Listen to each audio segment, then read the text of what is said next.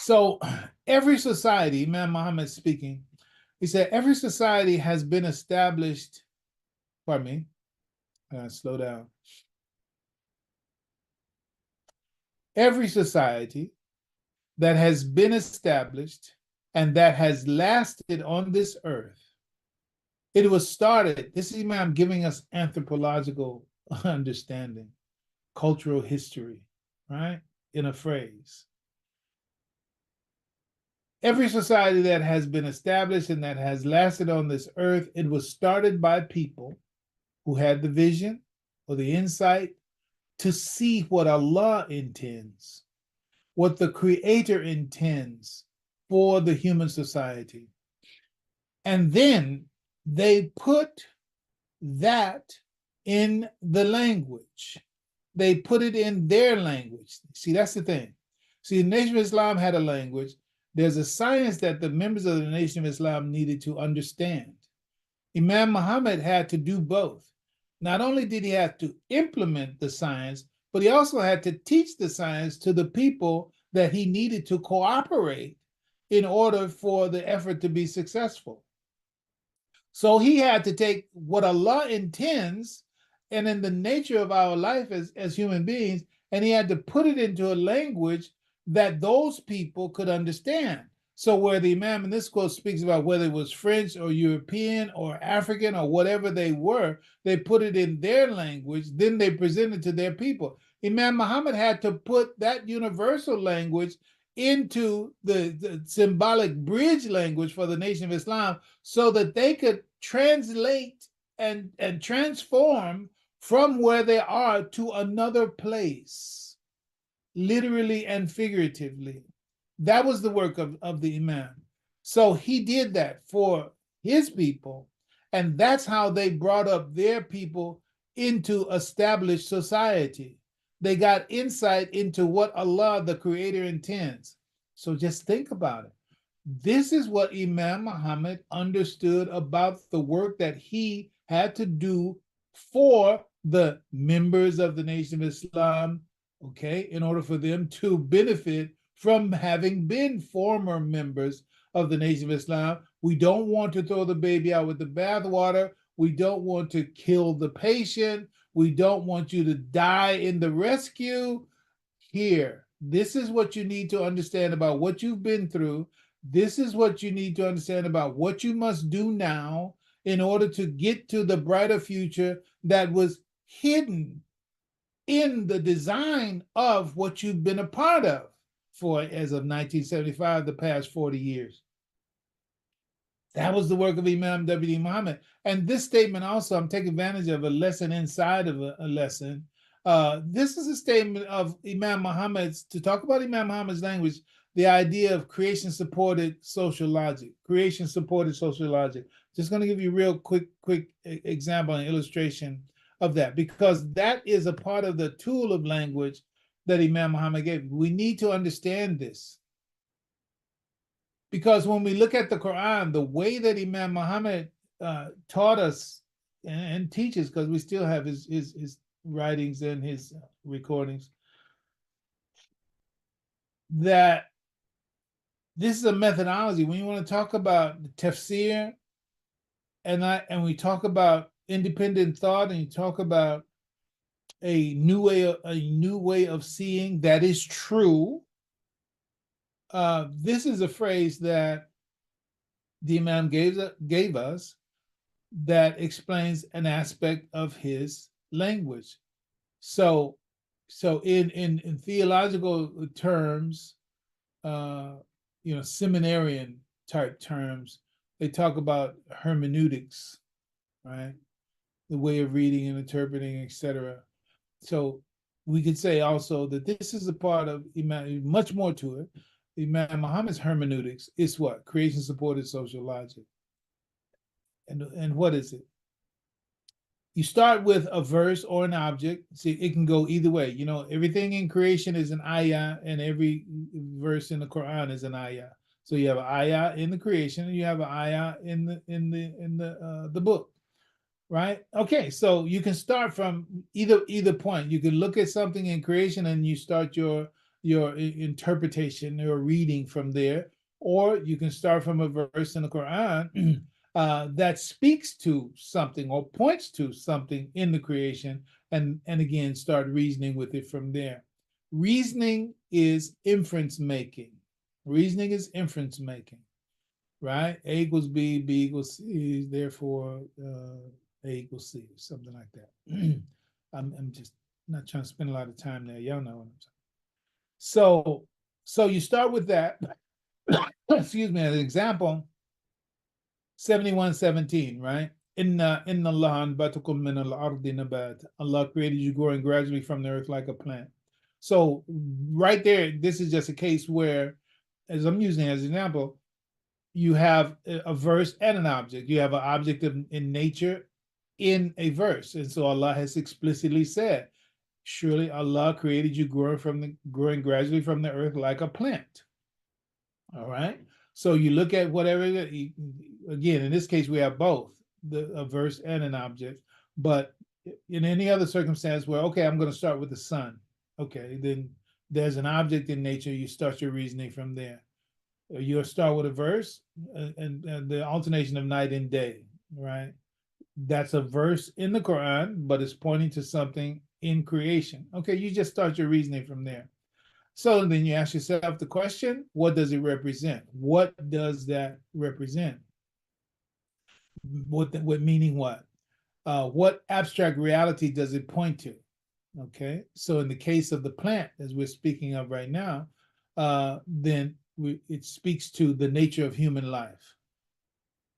How can you say it's the nature of human life? Because that's what God said. He said, we created you growing from the earth like a plant.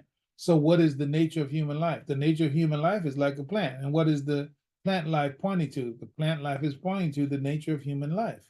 All right, so this is why you have to study and be familiar with, read the Imam, whatever has been recorded, whatever we've been given by the Imam, especially in his writings. You should read those, the Ramadan sessions and all those, because what you abstract from that, you get definitions for things that you're not going to find in dictionaries or in reference books. We are going to have to write those dictionaries.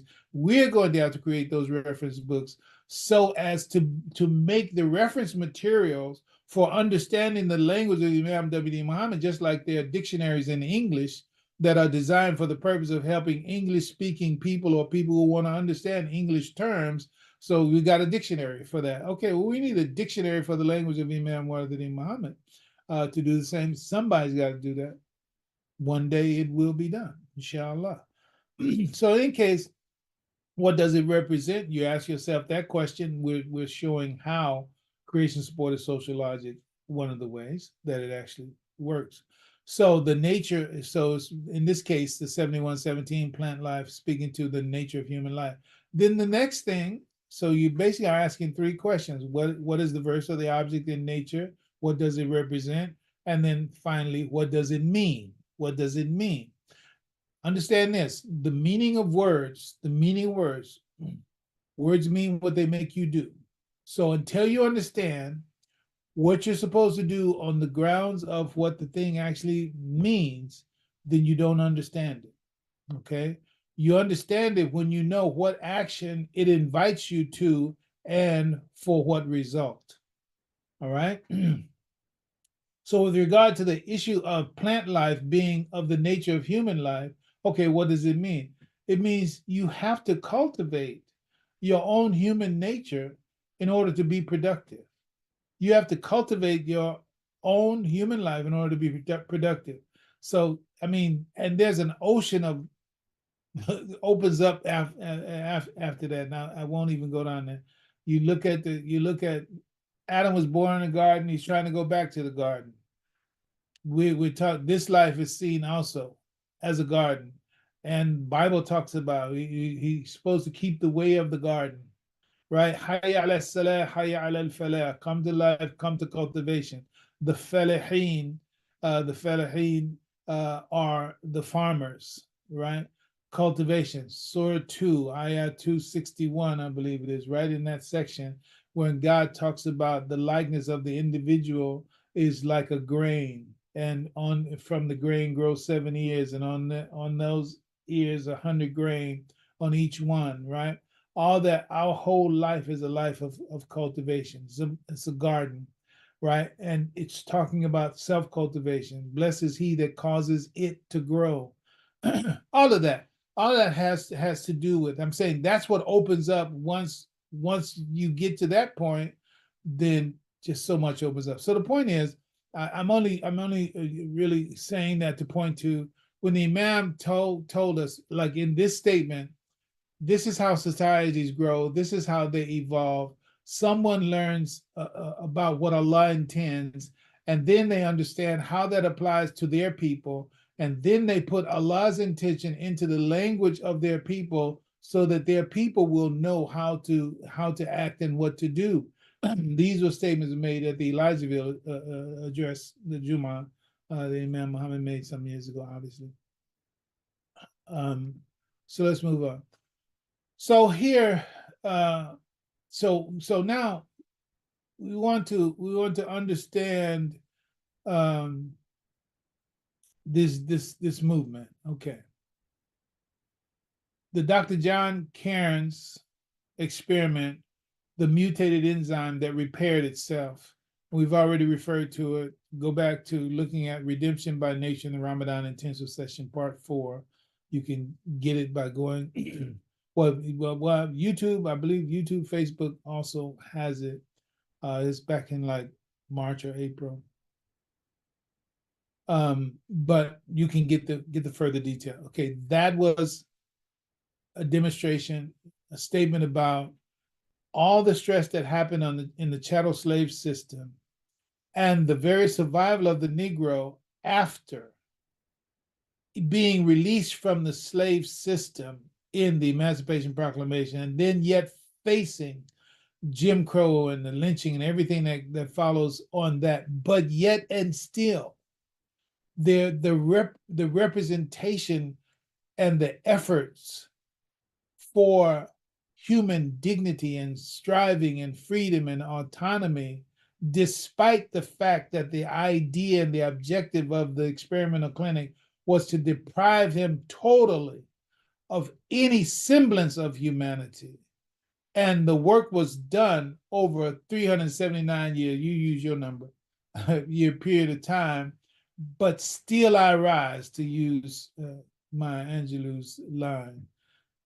How is that happen? Because nature, there's something in the human nature, and no one was tested at the depth as was the so-called American Negro, such that no one has touched the depths of that depravity upon a human life. And as a human existence to suffer that, nobody else had suffered at that magnitude, at that depth, hadn't touched the door of the very fundamental nature of our humanity, just to stay alive.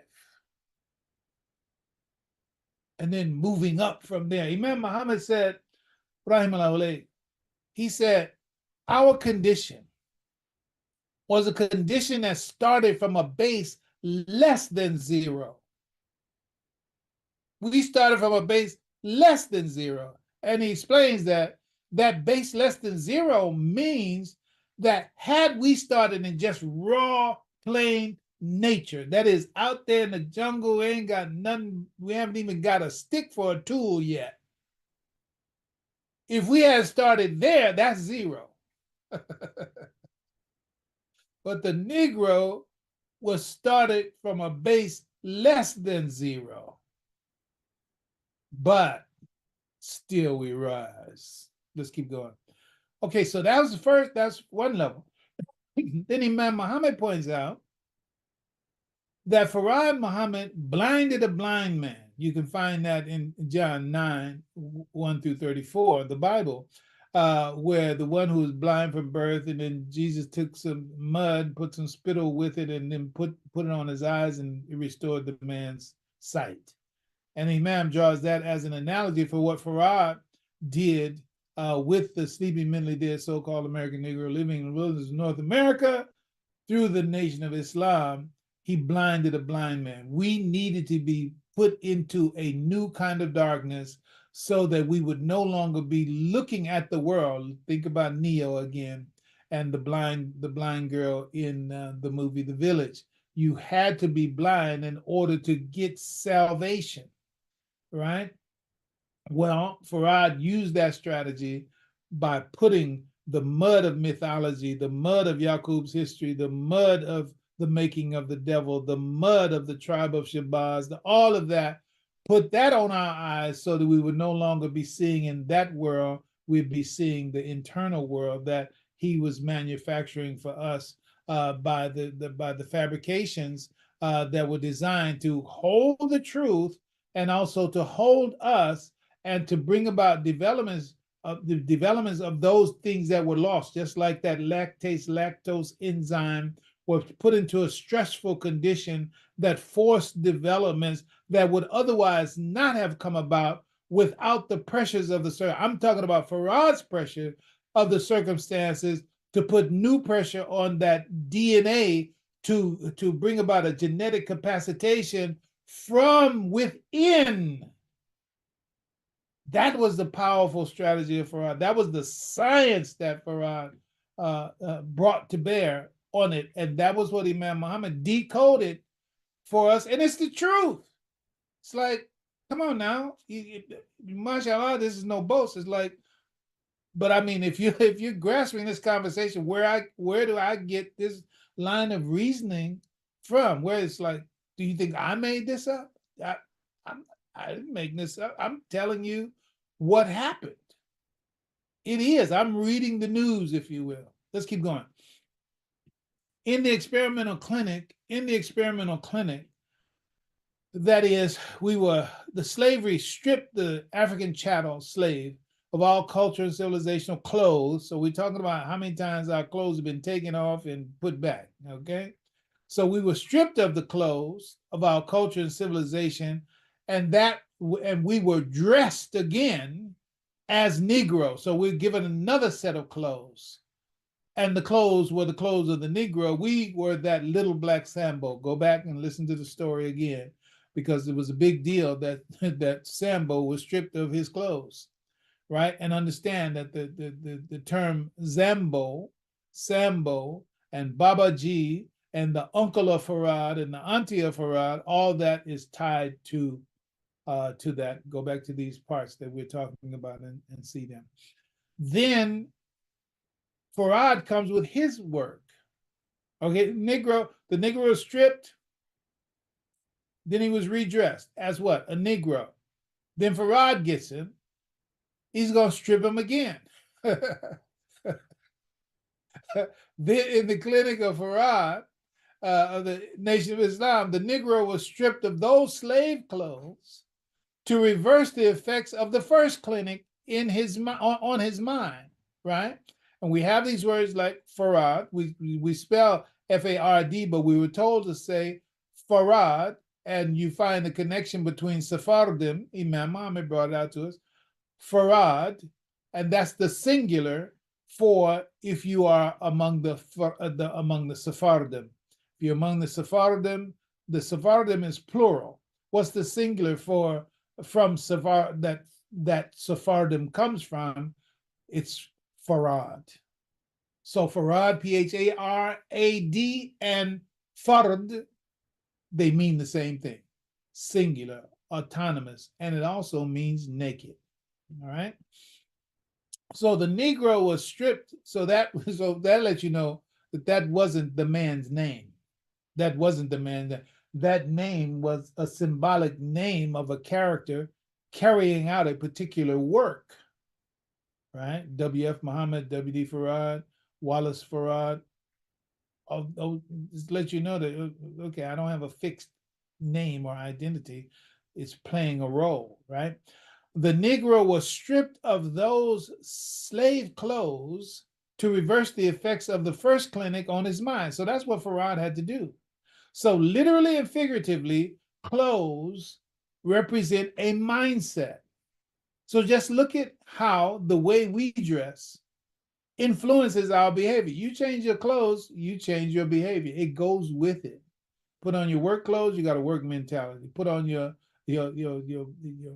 formal clothes, you got a formal mentality. Your casual clothes, you got a casual mentality. You put on police uniform, you got a police mentality. Army uniform, you got an army mentality. All right. So our dress influences our behavior. So when you change your clothes, you change your mindset. Think about the Nation of Islam and the uniforms that we had, and often people forget those uniforms were red, white, and blue. They were red, white, and later we got the brown and the white, and but red, white, and why? Why were they red, white, and blue? The numbers of the symbol of slavery, suffering, and death. Because Farad, he came by himself on July 4th, 1930. It's all about independence. So the mindset that Farad was driving for, you need to be independent, you need to think independently, do for self, right?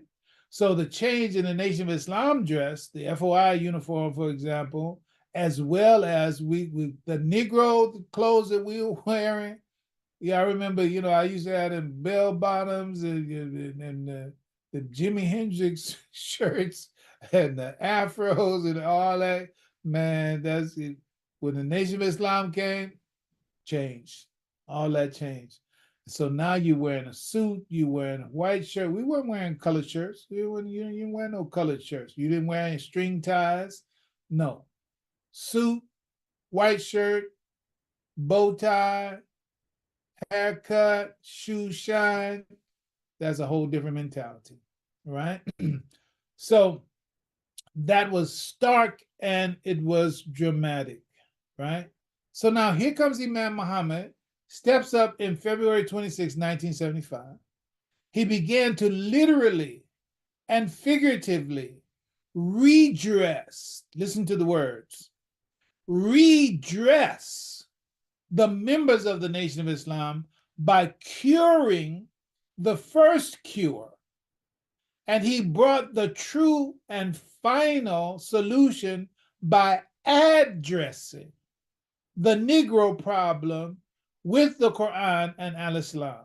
So here there are two words. Remember, Imam Muhammad's work is language. Like we stop and focus on these kinds of things because we hear them, and because inside of the work of Imam W.D. Muhammad and the language of Imam W.D. Muhammad is a particular mindset. Here's something, write it down if you haven't done it before. Language, logic, sensitivity.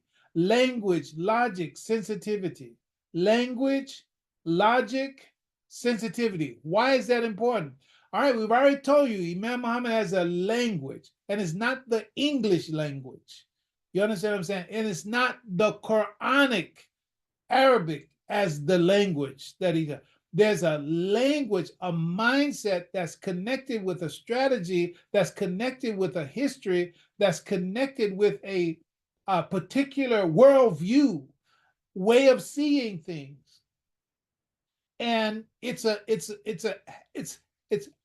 habit of mind. Okay. So language lies, so Imam Muhammad's language strategy, like creation supported social logic, causes you to, when you embrace it, and say, okay, don't just look at things and just let them go by.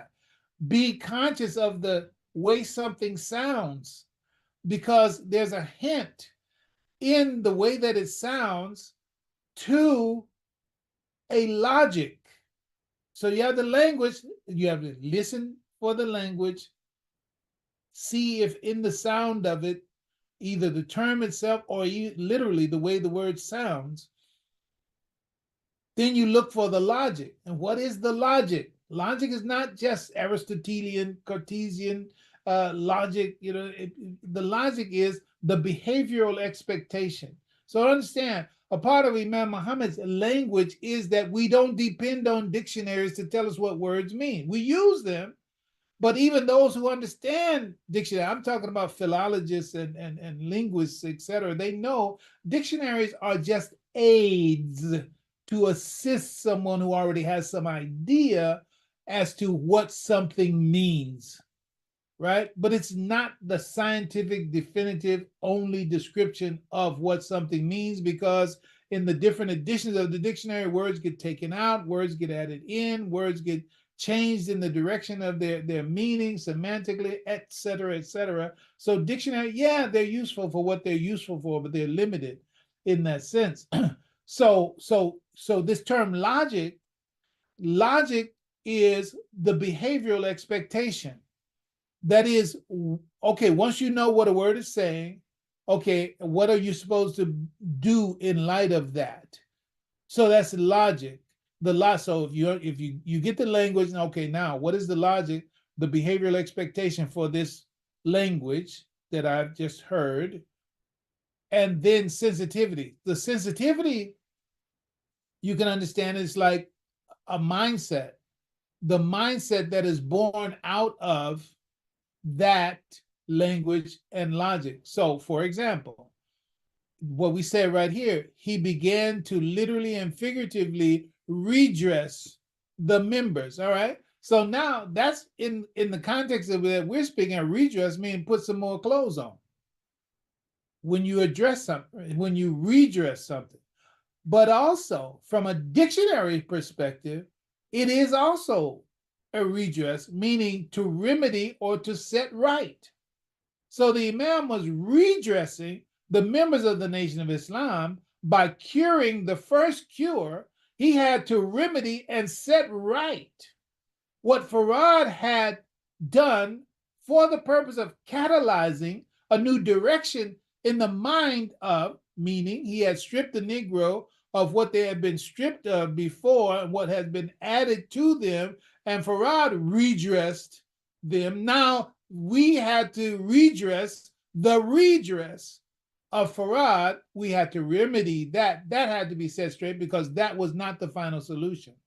So Imam Muhammad began to redress the members of the Nation of Islam by curing the first cure, explaining the symbolic elements of it, the strategy of Farad, blah, blah. And he brought the true and final solution by addressing. Now you're adding dress. So you redress by addressing the Negro problem with the Quran and al-Islam. So Imam Muhammad didn't come with, mashallah, look, all the great scholars, alhamdulillah, rabbil alameen, I read them, I benefit from them, and Imam Muhammad read them, benefited from them, etc. Alhamdulillah, rabbil alameen.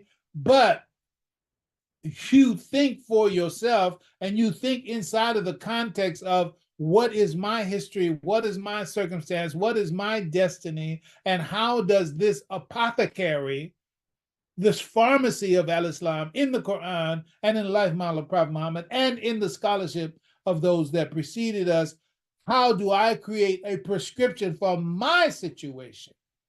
And that's what Imam Muhammad, rahimahullah, that's what Imam Muhammad did. He redressed the members of the Nation of Islam by curing the first cure, and then he brought the true and final solution by addressing the Negro problem. Don't let this get lost on you, brothers.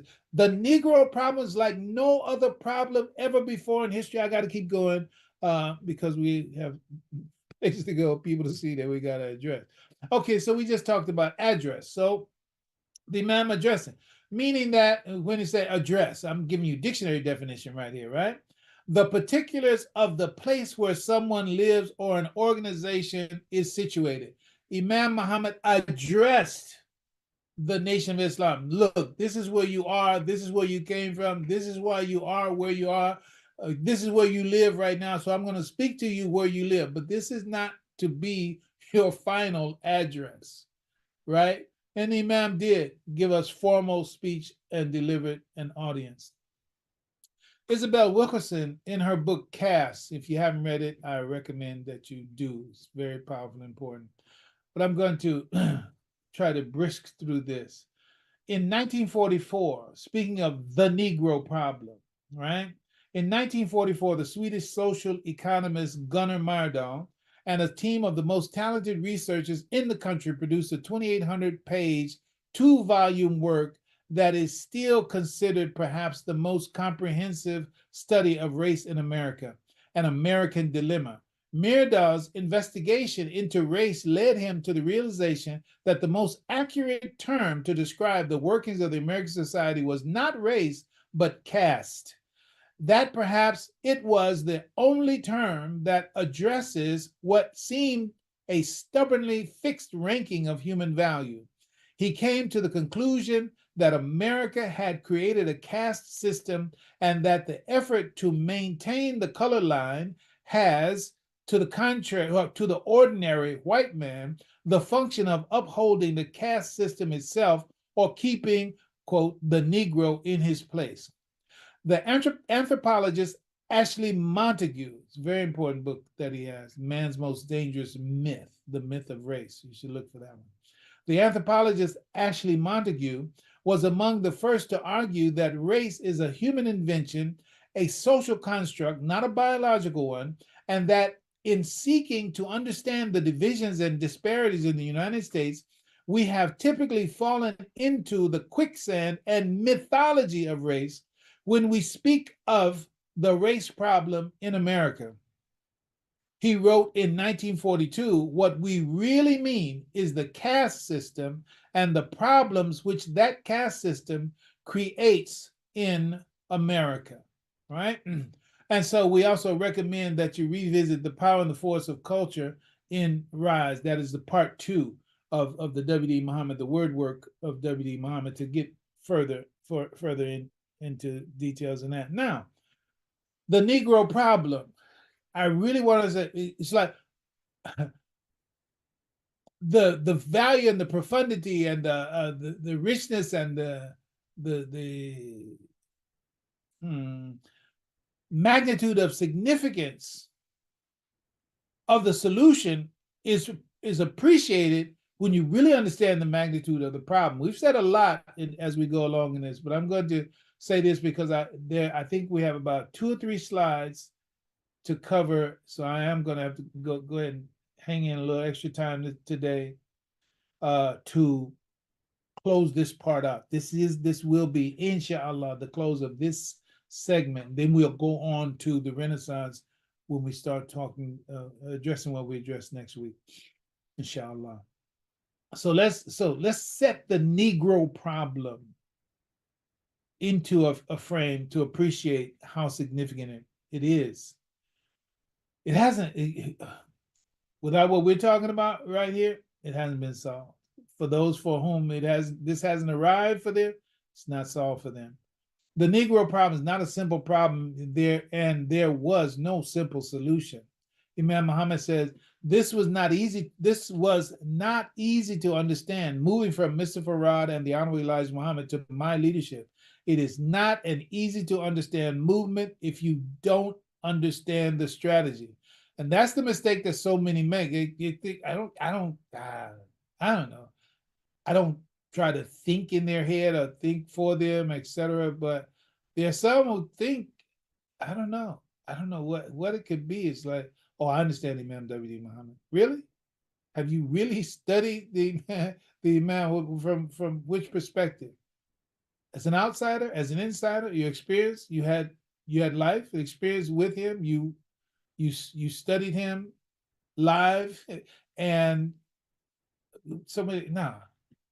If you haven't done that, you know what certain books have said about him. Maybe if you've read books about him, but if you don't have the benefits of these other things, you really don't know Imam. You have an idea about, but you don't know. Let's move on. So I want to use as a metaphor for this, as an analogy for this, is Fairmont. Here's a statement. Fairmont's last theorem. This is a highfalutin scientific matter, but it fits our situation. The statement proposed by Pierre de Fermat in 1637. Fermat's last theorem states that there are 3 positive integers, A, B, and C, that can be satisfied. There are no 3 integers that can satisfy the equation a to the n plus b to the n equals c to the n for any integer value of n greater than 2. It's not a big deal. I'm not trying to solve this for you. I'm telling you, in the world, this was a problem that existed for centuries. He made this claim and it hadn't been solved. Let's move on to what happened. The history of it is Fairmont claimed to have a proof that was too large to fit into the margin of his copy of an ancient Greek text. However, no proof was ever found in his writings for more than 350 years, almost as long as slavery existed for us, right? For more than 350 years, this theorem remained unsolved. Because one of the most famous, and pardon me, becoming one of the most famous unsolved problems in mathematics. And the resolution was brought about in 1994 by British mathematician Andrew Miles, who used sophisticated techniques from algebraic geometry, modular forms, and elliptical curves to prove the theorem. Okay, so here is a problem put out there, and the claim is you cannot solve this problem. There's no solution for this particular problem for any number greater than 2. All right, so that was the problem, and it lasted as a problem until 1994 when the British mathematician Andrew Miles brought about the solution. All right, how does it relate to what we're talking about? Farad Mohammed left us what was called the problem book. He gave us a lot of problems. You know, how long would it take a duck to drink up the Cavies Lake and all that? How many hairs in 1 square inch of a lamb's back? If the Earth weighs 616 tons, a unit followed by 21 ciphers, blah blah. It's like those people who are 5%ers. You know, mashallah, may Allah guide you to the best. The 5% is drawn from this in the whole circle 7 and all the rest of that.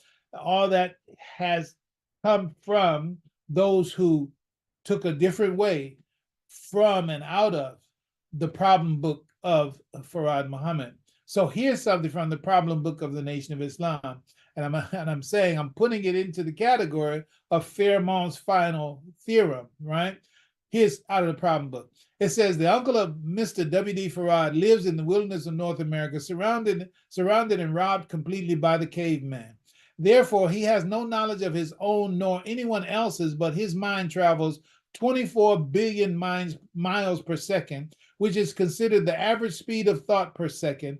How many round trips will he make in 10 seconds to the far planet Platoon? I'm just going to resist talking about what just happened there because we want to get finished. But you should understand that just that alone, just the numbers in those 2 sentences break up the mind of a Negro in a way that has never been broke up before. It's like, wait a minute, 24 billion miles per second, and the average speed of thought is per second, and how many round trips will it make in 10 seconds?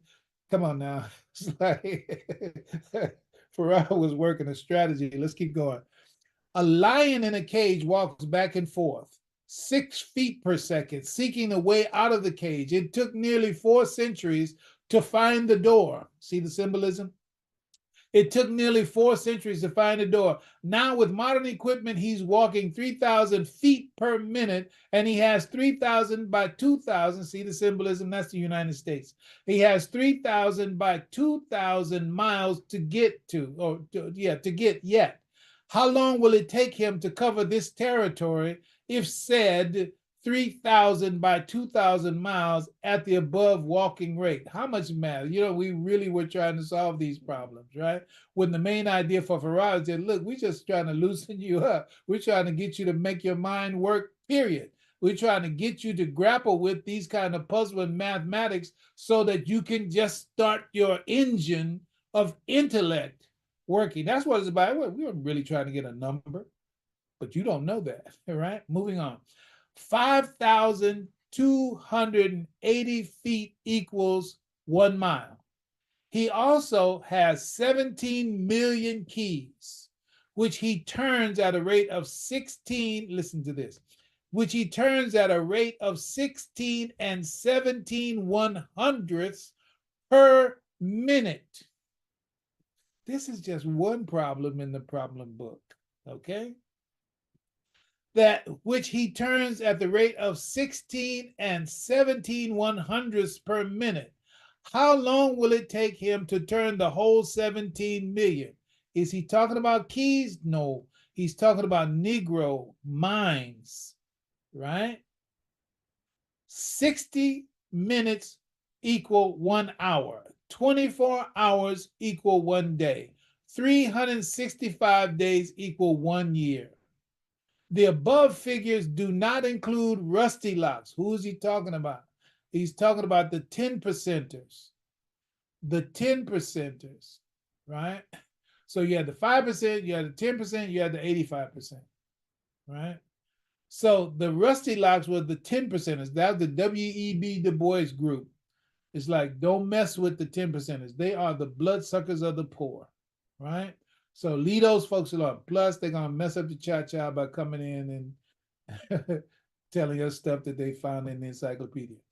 In any case, so the idea was that he said it has been said by the laborers of Islam for allowing extra time to oil the rusty locks is insufficient. He said we ain't got time to deal with those Negroes who think they already know. Carter G. Woodson would also tell us about that as well, the miseducation of the Negroes. So for Farad, the rusty locks were the miseducated Negroes. Leave them alone. They're the 10%, right?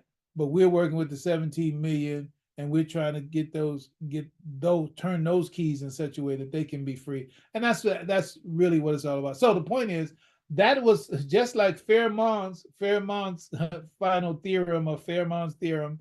Farad had a problem that he pointed out. Here's a case in point. It's like, okay, let's get busy. What are we going to have to do in order to solve this problem, right? Imam Mohammed, rahimahullah, he was the one who solved that problem. He solved the Farad problem. Farad proposed the problem. He put the symbolism out there. He put the puzzle out there. He put the problem out there. Imam Mohammed, rahimahullah, he solved the problem hidden in the symbolism, hidden in the strategy of Farad. So, going on. Imam Muhammad said, we need a sensible approach to solve the problem that we have in our life. This is no simple problem. We have a monstrous problem in our lives, and we need a sensible approach to it. The reason the Negro couldn't and can't solve his problem, this is me talking right now. The Imam didn't say this, I'm saying. The reason the Negro couldn't and can't solve his problem is because he's using the tools, the mind that he became and has become in order to solve it. As Einstein said, you can't solve problems at the same level of thinking that gave rise to it. Negroes can't solve the Negro mind problem. You got to be something else in order to solve that problem. And that was what Farad did. What Farad did, he gave the Negro another mind. Now with that new mind, that Negro is in a position to be able to fix whatever problem he had as a Negro. But Farad had to fix the problem, quote unquote, begin the cure, first by blowing that mind up. He blew that Negro mind up with problems like the problem book, mothership, Yaqub's history, making of the devil, tribe of Shabazz, all that. Ow. Okay, now now I got to be put back together, right? Nation of Islam, okay, this is who you really are, blah, blah, blah. Okay, now Elijah Muhammad died. Mind blown again. But Imam Muhammad was already on the case, quote unquote. So when he steps up February 26, 1975, he said, look, I got you. Elijah Muhammad is not 135-pound human being. Elijah Muhammad was a spirit. Go back and listen to that, that whole thing, that first presentation, the first address, right? And so that's what happened. So what is and was required was new tools of language. And that is what Imam Muhammad rahimahullah brought to redress and to address the Negro problem. Imam Muhammad has addressed and redressed the Negro problem. And I think we're at our last page. Alhamdulillah. And what is the final solution to the Negro problem?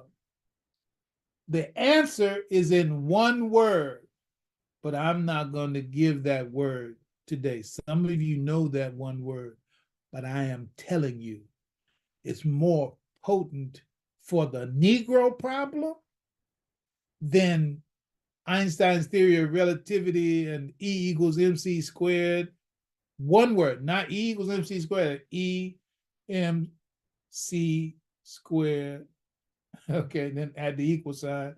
That's five. That's five elements. Five. I'm telling you one word.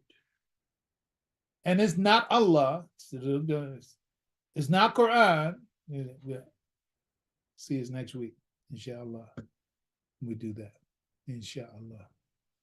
So that will conclude, alhamdulillah, rabbil alameen, that will conclude the word work of Imam W.D. Now we're going to start into the Renaissance with and upon our statement about what is the final solution to the Negro problem. So if you understand the Negro problem and you understand what's required to solve that particular problem, then you can have some hint, some idea as to what the one-word solution to the Negro problem is.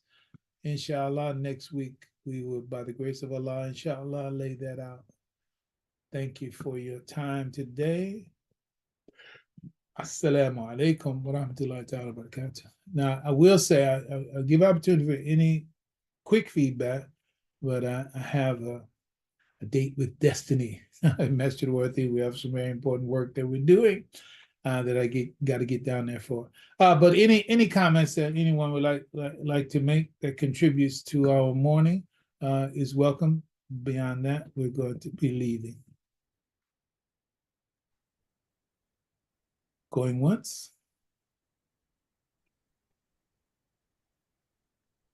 All right, everybody. Assalamu alaikum. What's on you, ma'am? How you doing? Yeah. I had to put my little word in here. That's good. Thought-wise, Imam came with the solution for our situation. Yeah. And the theme carries out through most of his lecture. I think he did a thing on the most used word that Imam Muhammad used in his lectures was always human. I think you did a piece on that, that was the most used word. Yeah. And his theme, the theme of his talk, I don't know when he started that language, was that he came as the spokesman for human salvation. And that word is throughout. So so I've been looking at the human aspect of his talk. But when we talk about human, then you have to go right back to the beginning of man, Adam.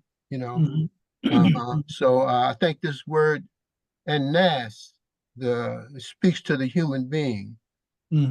So, but I'm just saying that language, if you're translating it, and he has said that I think he said at one time that human is and Muslim are almost the same. Yes. That's correct. All right. Anyway, is that the key word? No, I knew you were shooting. Tell me. No. It's a big part of the solution. Okay. But explicitly as it relates to the Negro problem that we laid out, no, that's a part of the answer, but that's not the one word. So I'm gonna cut it off, and we're gonna move on. Right. No, but there's nothing wrong about what you said. Everything you said is right. Right. All right. Okay, alhamdulillah. All right, everybody, have a great day. Assalamu alaikum wa rahmatullahi ta'ala wa barakatuh. Wa alaikum assalam wa barakatuh. And I see online, I said, no, it's not.